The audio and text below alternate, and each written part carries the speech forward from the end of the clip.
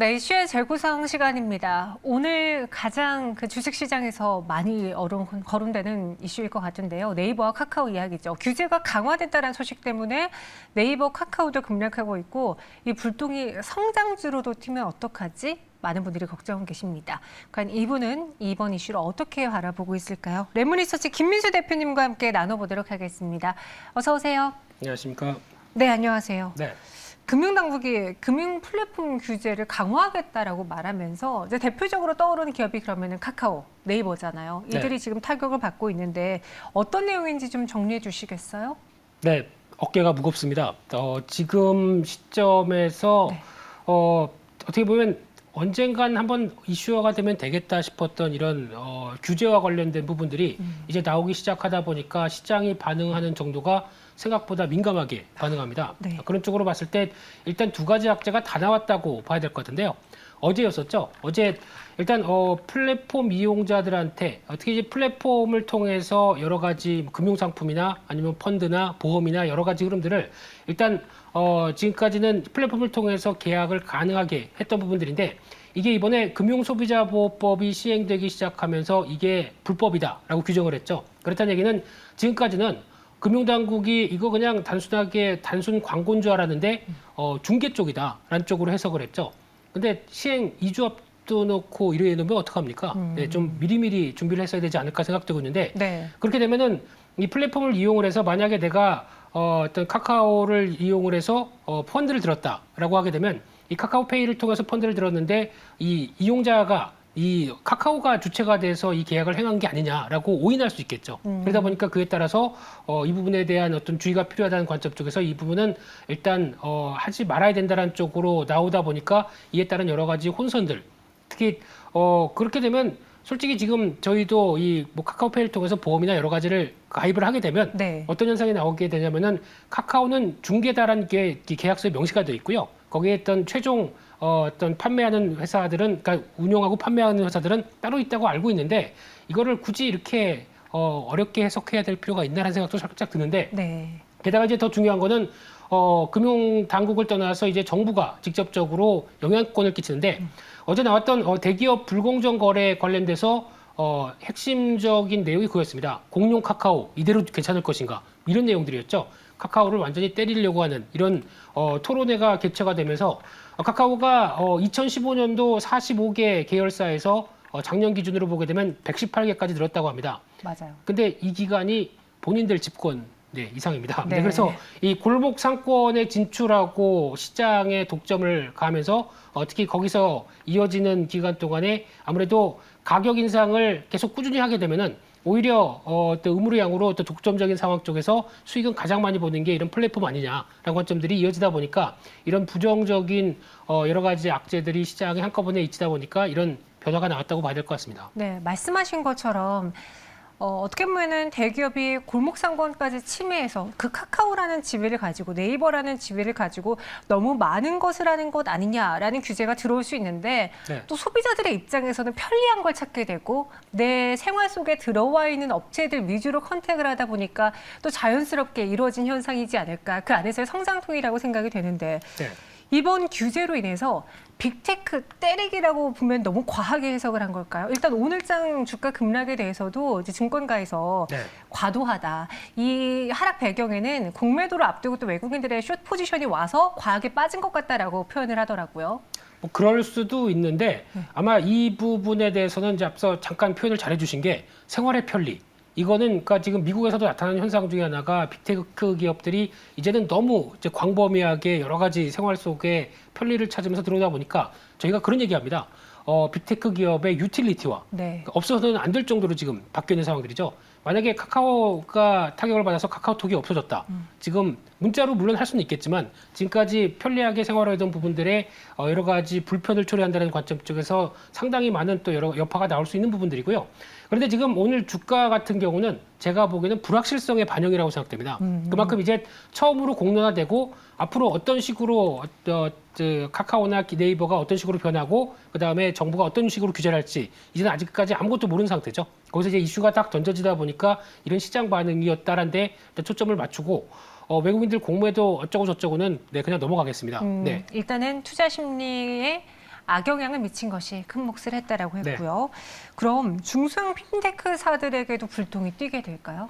아무래도 영향은 끼칠 수가 있는데 오늘 같은 경우는 좀 제한적입니다. 왜냐하면 이쪽이 이제 막 성장하고 있는 입장 쪽에서 네이버 카카오만큼 규모가 커지지 않았다라는 입장이다 보니까 더 커지면 규제를 하겠죠. 근데 아직까지는 독보적인 위치 쪽에서 조금씩 더 성장하는 거는 일단 뭐 지켜보겠다라고 하는 관점인 것 같은데 그러다 보니까 오늘 뭐 전자결제부터 뭐 보안, 클라우딩 업체들 이런 쪽은 일단 낙폭은 좀 제한되는 모습들이고요.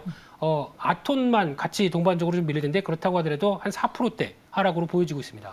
카카오와 네이버가 그만큼 그 영향력이나 상징성이 더 크기 때문에 네. 오늘 가장 큰 타격을 받고 있는 건데 추가 규제가 들어올 가능성은 어때요? 사실 이 두 기업은 모두 다 공통적으로 핀테크 말고도 하는 게 정말 많긴 해요. 그렇죠. 그래서 이제 정부의 규제가 들어왔었을 때 영향을 받는 그런 쪽이 어디겠느냐라고 봤었을 때 일단 매출 구조를 한번 뜯어보게 되면요. 네이버 매출을 보게 되면 아직까지 화면에서 나오시는 것처럼 검색이 50%입니다. 네이버 같은 경우는 여전히 검색 쪽과 광고 쪽이 주가 되면서 커머스 쪽이 한 20% 차지를 하다 보니까 저희가 알고 있는 핀테크 같은 경우는 뭐 한 12% 정도라는 관점 쪽에서 지금 이슈는 그렇게 뭐 크게 매출에 영향을 안 끼친다고 봐야 되겠죠. 마찬가지로 카카오 같은 경우도 보게 되면 컨텐츠가 거의 절반을 차지합니다. 근데 영향을 끼친다고 하게 되면 신사업 모빌리티 이런 쪽과 함께 뭐 톡비즈 쪽도 약간 영향을 받겠죠. 그렇게 되면 상대적으로 매출 구성을 봤었을 때 이번 이슈로 인해서 타격을 받는 쪽은 오히려 이제 카카오가 조금 더 높은 영향권이 들어오지 않느라는 쪽은 들어오고 있고요. 하지만 핀테크를 필두로 해서 생활 밀착형 서비스까지 가격을 올렸던 부분에 대한 어떤 제동이나 이런 부분들이 들어온다라고 하게 되면 이 부분과 관련됐었을 때는 아무래도 말씀드렸던 네이버가 상대적으로 살짝 유린하겠는데 지금 매출 구성상으로 봤을 때는 컨텐츠나 쇼핑 쪽이 조금 더 우위를 한 상황 쪽에서 그렇게 어떤 직접적인 타격은 좀 제한될 수 있겠다. 뭐 쇼핑을 뭐 정부가 어떻게 제한할 수 있을까요? 그런 쪽으로 바라보고 있습니다. 사업 영역을 봤을 때 상대적으로 네이버 쪽의 타격이 더 클 수밖에 없다. 더 적을 수밖에 없다. 더 적을 수밖에. 카카오와 네이버에 대해서 비교를 해주셨는데 내달 주식시장 상장을 앞둔 게 또 카카오페이거든요. 그럼 이 불통이 카카오페이의 상장에 있어서 흥행을 좀 저지시키는 요인으로 작용할까요? 될 가능성이 높습니다. 왜냐하면 지금 저도 카카오페이를 쓰다 보니까 뭐 결제를 하게 되면 거기서 R이라고 주더라고요. 맞아요. 네. R을 이렇게 딱 깨면은 몇 원씩 뭐 크진 않습니다만 20몇 원, 70몇 원. 그게 쌓이니까 20몇만 원이 됐더라고요. 네. 그래서 그런 식으로 유용하게 썼던 부분들도 어떻게 보면 지금 핀테크에 관련된 규제를 나오게 되면 이게 또 중개를 못하게 되는 쪽으로 나오다 보니까 영향을 받겠죠. 그런데 지금 더 중요한 거는 카카오페이가 이번에 또 어떤 본질적인 흐름들로 봤었을 때 물론 매출은 매년 200%씩 성장했습니다. 그래서 올해 상반기 기준으로 매출이 한 2,160억 정도 얘기를 하고 있는데 이제 막 흑자 전환했습니다. 그래서 순이익이 27억 났는데 이번에 가이드라인 공모가 기준으로 보게 되면 하단부로 봤을 때 7조 8천억, 상단부로 11조 7천억. 순이익 27억 만약 오늘에 잘 나와서 한 뭐 50억, 100억 나온다고 하더라도 이 정도 몸값이 약간 좀 비싼 거 아니냐라는 또 생각이 들 수가 있겠죠. 이런 뉴스를 통해서. 그러다 보니까 아무래도 카카오와 관련된 카카오페이에 대한 IPO는 그렇게 좀 순항하기가 좀 힘들지 않을까 하는 생각도 살짝 들고 있습니다. 악영향을 미칠 수 있다. 개인적으로 궁금한 건데요. 사실 이런 빅테크 기업들은 우리나라에만 있는 게 아니라 전 세계적으로 다 있잖아요. 근데 최근에 모든 나라들이라고 해야 되나? 빅테크 때리기에 좀 들어선 것 같고 그러니까 너무 공룡으로 커지는 거를 방어하기 위해서 규제를 하고 있고 그래서 안 그래도 힘든데 우리 카카오는 어떻게 보면은 글로벌 기업들과 비교해 봤을 때 내수 위주지 않을까라는 생각도 들어서 이도 참 여러모로 힘들 것 같다는 느낌이 드는데요. 네, 우리 네이버요. 아니, 국내 업체로 따지면요. 어떤 팬심이 좀 드러나는 모습들이긴 한데, 지금 이 부분을 봤을 때 지금 미국 같은 경우가 상당히 과거부터 반독점법 그리고 독과점법에 대해서 어떤 칼날을 많이 휘둘렀던 대표적인 나라죠. 그만큼 자유 경쟁을 보장을 해주되 너무 무녀발식에 대해서는 칼날을 가겠다라고 하는 정부의 입장들. 과거에 보게 되면 뭐 철강사도 비롯해서 통신사, AT&T 같은 경우도 이런 해체라고 해야 될까요? 뭐 이런 식으로 변화가 들어왔고 이런 흐름들로 봤었을 때는 아마 어떤 이 무녀발식으로 확장을 했었을 때 나오는 피해에 대해서 정부가 충분히 알고 있는 건 사실이라고 봐야 될 것 같고요.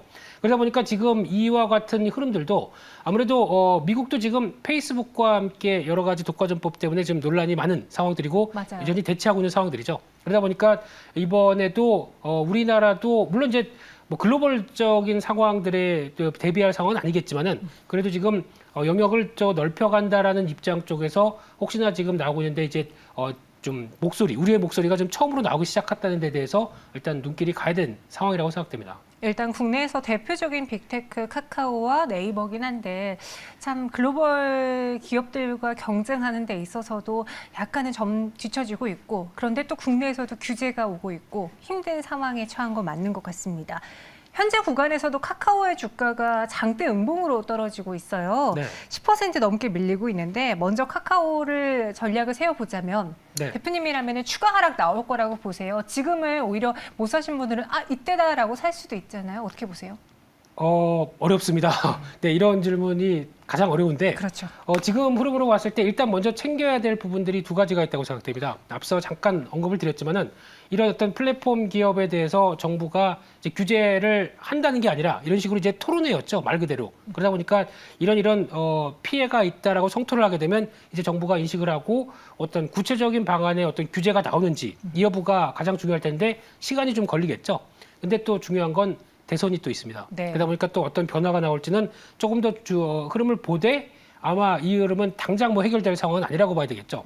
두 번째는 이런 현상이 나오다 보니까 카카오나 네이버도 이제 약간 우리가 좀 자중해야겠구나라고 하는 여러 가지 방안들에 대해서 그동안 뭐 문어발식 확장이나 이런 부분들을 좀 어떤 변화가 되는지에 대한 흐름들, 대표적으로 어떤 뭐 요금이라든가 이런 부분에 대해서 약간 좀 견제하는 모습들이 나오느냐 여부가 제일 중요할 것 같은데, 근데 만약에 이제 정부 구체적인 규제안이 나오게 되면은 미국식으로 봤었을 때는 강제 분할이라든가 아니면 또 아마 우리나라식으로는 제가 보기엔 지주사를 통해서 약간 이제 지배 구조를 바꾸는 쪽으로 이렇게 변하는 이런 쪽이 나오지 않을까 싶은데 가봐야 되겠습니다. 네. 근데 중요한 거는 일단 주가는 오늘 낙폭을 이런 상황을 통해서 크게 받았는데 처음 이런 반응이 나왔었을 때 불확실성을 이런 독과점법과 함께 가장 싫어하는 쪽은 외국인들입니다. 근데 이게 공매도와 연결이 돼서 나왔다고 추정은 해볼 수는 있겠지만은 아무래도 지금 나오고 있는 정부의 규제와 함께 나오는 이런 플랫폼 규제에 대해서 가장 민감하게 반응을 한다라는 측면으로 봤을 때는 지금 당장 반등한다고 보기는 조금 좀 힘들 것 같고요.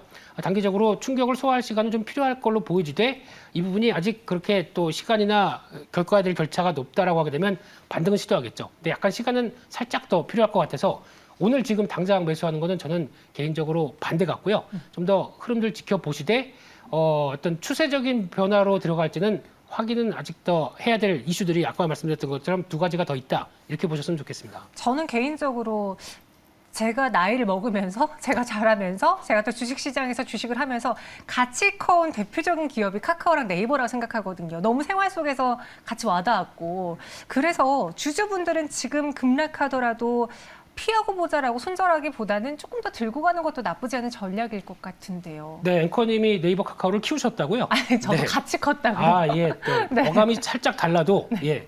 같이 컸어요. 네. 네, 근데 유명한 인사하시니까 그럴 것 같긴 한데요. 근데 이제 중요한 거는 제가 보기엔 여기 그렇다고 해서 이 이슈를 통해서 손절하거나 뭐 그동안 이거 큰일 났다라고 바라볼 분은 아닙니다. 분명히 앞서 매출 구조상에서도 충분히 말씀드렸듯이 영향을 받고 어떤 타격을 받을 수 있는 부분들이 있다고 하더라도 네. 지금 전체적인 구조상으로 봤을 때는 어떤 수익성에 그렇게 크게 미칠 영향들은 제한적이다라고 보게 되면 아마 다시 추세적인 흐름들은 이어질 텐데 이 여파가 얼마까지 갈지 한 조금 더 시간을 지켜보시고 복귀하는 속도들 한번 확인하는 게 중요할 것 같습니다. 알겠습니다. 제가 키운 게 아니라요. 같이 컸고요. 오늘도 아침에 카카오톡 하고 일어났고 네이버 페이로 구매했습니다. 유저로서 말씀드리는 거예요. 대표님 여기서 인사드릴게요. 고맙습니다. 감사합니다.